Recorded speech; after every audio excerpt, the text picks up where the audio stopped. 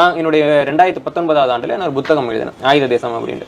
அந்த புத்தகத்துல வந்து இரும்பு நாகரிகம் பத்தி எழுதியிருப்பேன். ஆமா. ஏன்னா தமிழர் நாகரிகத்துல வந்து மிக முக்கியமான ஒரு காலகட்டம்ங்கிறது இரும்பு நாகரிகம். மற்ற அனைத்து கலாச்சாரங்களுக்கும் முன்பாகவே இரும்பு நாகரிகத்தில் தமிழர்கள் கால் வைத்தார்கள் அப்படின்னா நான் 2019 எழுதியிருந்தேன். அப்போ வந்து அந்த நூலுக்கு வந்து வாசிய குழந்தைசாமி விருது கிடைத்தது. அப்ப இருக்க தொழில்துறை சேர்ந்தவங்க அந்த புத்தகத்தை நல்ல புத்தகங்கள்னு சொன்னாங்க. பின்னாடி இந்த திமுக ஆட்சி வந்து பின்னாடி பாத்தீங்கன்னா இவங்க வந்து அது எப்படி தமிழருக்கு மட்டும் இரும்பு நாகரிகம் முன்னாடி வந்துச்சு, தமிழர்கள் வந்து இப்படிதான் இனவெறி பிடிச்சி வரலாறு தெரிவிக்கிறாங்க இப்படிலாம் பேசிட்டு இருந்தாங்க. முகநூல்ல பேசினாங்க, வெளியில பேசினாங்க, ஊடகங்கள்ல பேசினாங்க. எந்த அளவுக்கு வந்து என்ன தப்பா சித்தரிக்க முடியுமோ ஒரு மாநிலத்தினுடைய வரலாறு பேசினதுக்காக வரலாறு பேச இனவெறின்னு சொன்னாங்க. இப்ப பாத்தீங்கன்னா தமிழ்நாடு அரசினுடைய தொல்லியல் துறை வந்து இப்போ வந்து கீழே கேமராலயே மக்களுக்கு காமிச்சு நான் உங்களுக்கு வந்து இந்த படம் அனுப்புறேன், நீங்க வந்து உங்க வீடியோல போட்டு மக்களுக்கு காமிங்க. அவங்க பண்ண ஆய்வுகளோட முடிவுகள் வருது. இந்த பீட்டா ரிசர்ச் லேப்ல வந்த முடிவு பாத்தீங்கன்னா சிவகலைங்கிற பகுதியில தமிழ்நாடு ஆர்கியாலஜிக்கல் டிபார்ட்மெண்ட் வந்து நடத்தின அந்த அகழாய்வுல கிடைச்ச ஒரு இரும்பு மாதிரியுடைய காலம் வந்து AMS கார்பன் 14 டெஸ்ட்ல வந்து கிமு 2953 வந்திருக்கு.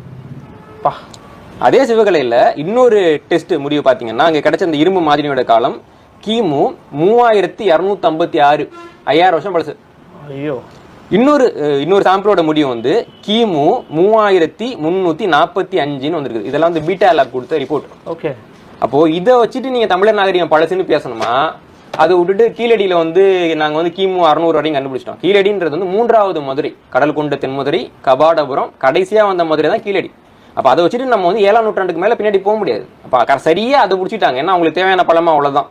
மத்திய அரசாங்கத்தை குறை சொல்லணும் தானே நோக்கம், தமிழக வரலாறு பழமையானு சொல்ல நோக்கம் கிடையாது இல்ல. அப்ப இந்த முடிவெல்லாம் வந்திருக்கு. வேற ஏதாவது ஒரு மாநிலமா இருந்தா கேரளாவாவோ, ஆந்திராவோ, கர்நாடகாவோ, இல்ல வந்து வேற ஏதாவது வந்து ஒரு அசோக பேரரசு சார்ந்த ஒரு காலகட்டமாகவோ நமக்கு இப்படி ஏதாவது ஒரு முடிவு கிடைச்சிருந்துச்சுன்னா அந்த மாநில முதலமைச்சர் ஊடகங்கள்ட்ட வந்துட்டு அது பெருமையா சொல்லியிருப்பாரு, சட்டமன்ற உரையில சொல்லியிருப்பாரு, தேர்தலில் வந்து பேசுற பிரச்சாரத்துல இது சொல்லுவாங்க, பாருங்க தமிழர் நாகரிகம் 5000 ஆண்டுகள் பழமையானது, உலகத்தில் முதலாக இரும்பு காலத்தில் கால் வைத்தவர்கள் தமிழர்கள்னு பேசியிருப்பாங்க.